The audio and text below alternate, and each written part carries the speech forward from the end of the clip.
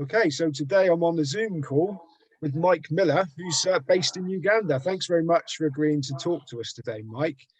Now, you obviously sent me a lot of information through, and you tell me you've won money betting on golf since 2001, and it's been your only form of gambling since 2003. Can you elaborate a bit for us, please, on how you've managed that?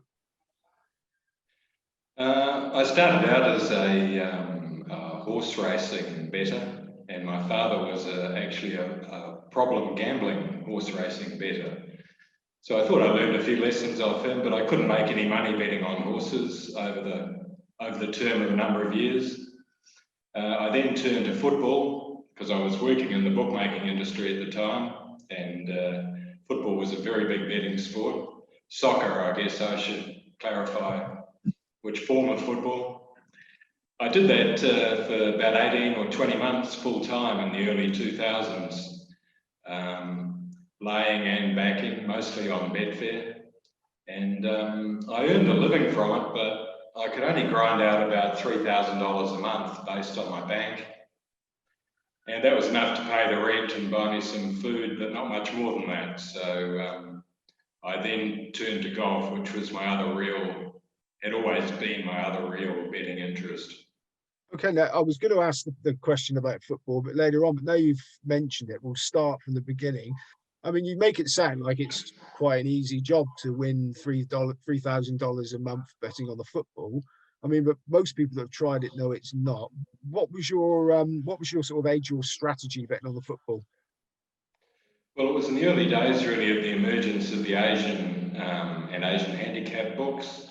And at that time, they were probably a little bit ahead of the European markets in terms of market moves, and a little bit different in terms of opening prices too. So I was really looking for favoured soccer teams that were paying around 210, 220, 230. That the Asian books rated 195 or 2. And that was the basis of my football betting. Right, just so the Asian, looking for a little bit of an edge. Yeah, so that edge would have been eroded. Nobody can really replicate that now. No, probably not. Okay, so you say you turned to golf. How many years did you bet on golf and lose on it before you cracked it? Well, if I haven't actually cracked it, probably from 1992 when I had my first golf bet, which was a winner, $50 on Bernhard Langer at 50 to 1 to win the Masters. Probably until I would say 2003, I felt as though I was properly equipped to bet on golf. And the intervening period entailed thousands of spreadsheet simulations of tournaments, a Microsoft Access database, leading on to the creation of my own bespoke software, I suppose you would call it, where I was able to accumulate everything I wanted to accumulate and to price up golf fields for myself. So that really occurred around 2003. Okay, now that obviously you've got a background in sort of computers, analytics, statistics, that sort of thing. Actually, no, probably more the opposite. I was lucky in a sense that I found, after a lot of trying, a computer programmer who could turn my concepts into something I could use.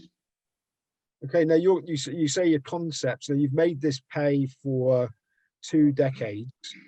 You must have found a unique edge. Are you prepared to give us a little inkling as to what it was? I think there's a slight edge there in that I track the form of all players on all tours. So that's something like 42 golf tours, about 28 men's and 14 ladies. So as players emerge at the very lowest levels, from amateur through to the lowest level tours, I'm tracking their form and performances through.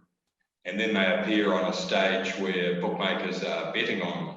tournament, like for example, European Challenge Tour or LPGA, Corn Ferry Tour. I probably know a little bit more about how good those players are than a lot of bookmakers who are forced to price up that field in an hour, perhaps on a Monday. Okay, so would you price up a race? Sorry, I'm talking too much horse racing. Would you price up an event yourself and try and then spot the value if they've made a rick?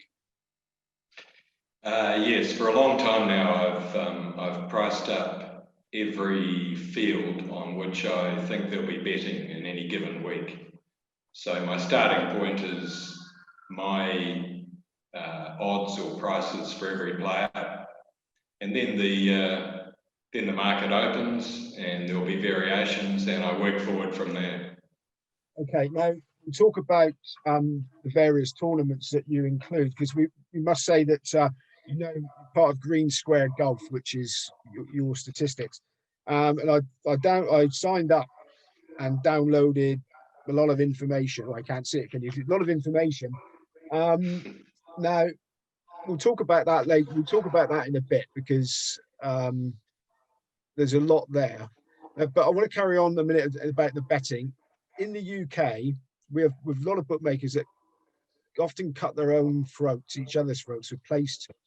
Now, do you look for advantageous place terms? And I mean, what would you consider to be the tipping point when it becomes the punter's favour? Because some bookmakers have priced up sort of 10 places on the golf. At what point would you say that the each way terms become a punter's paradise? It's difficult because sometimes the win terms vary along with the place terms. So 1/4 the win odds for the place, paying 5 or 6 places is okay. 1/5 the win odds, paying 8 places is perhaps slightly more attractive.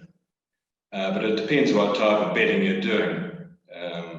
My betting involves combining players each way in doubles predominantly. So the more places that I can get, the better. A related challenge is being able to operate and maintain accounts with those bookmakers. That's got more and more difficult over the years. I've probably had, I don't want to sound like I'm big noting or being big headed here, but probably had in excess of 50 betting accounts either closed or severely constrained over the past 10 years. And you mentioned, we'll talk about bookmakers as well in a bit, but you mentioned the early days of the exchanges. So do you get involved with betting sort of in running, so to speak, during the golf tournament? Occasionally, excuse me, generally only during the final perhaps 9 holes on Sunday, and then only if I can see something that looks like a real opportunity. Someone I liked before the tournament who's perhaps 3 strokes back, paying 33 to 1, in a situation where I don't like any of the players who are ahead of him. But it's not a mainstream part of my activity. All of my activity is before the tournaments tee off. Okay, so you wouldn't habitually hedge out of a position if your bet was well clear and well odds on? I have a look at the end of each day's play, and if there's an opportunity that's satisfactory to me, then I will. But I don't have the time or the energy to live trade anything really. So I'm really just looking between rounds, and then a little bit of extra focus when the last 9 holes are being played. And do you look at the other markets for value that might stick out? For example, a match market or something like that. If you sort of spot one that should be that's the wrong price, would you get involved? Not really, no. I'm trying to win a lot of money for a small outlay. So I'm really looking for odds that are much higher than head-to-head prices, or indeed place prices, or anything else really. Okay, and we said that you've done this You've done this successfully for 2 decades. Have you had to tailor your approach over the years? Has it changed from when you started professionally to now? It hasn't changed a lot. The main things that have changed have been the peripheral challenges, like opening and maintaining a betting account, what sort of things I should do to try and stay below the radar of the risk managers, to what extent I can trust friends or family with larger amounts of money, to what extent I could trust offshore agents equally with reasonable amounts of money. I got burned in China last year when an agent and all his supporters got arrested in Hong Kong, and all of the money I had with them disappeared. So yeah, the basic approach hasn't changed a lot, but the things I've had to do to actually just simply be able to bet have been the biggest challenge, which is sad.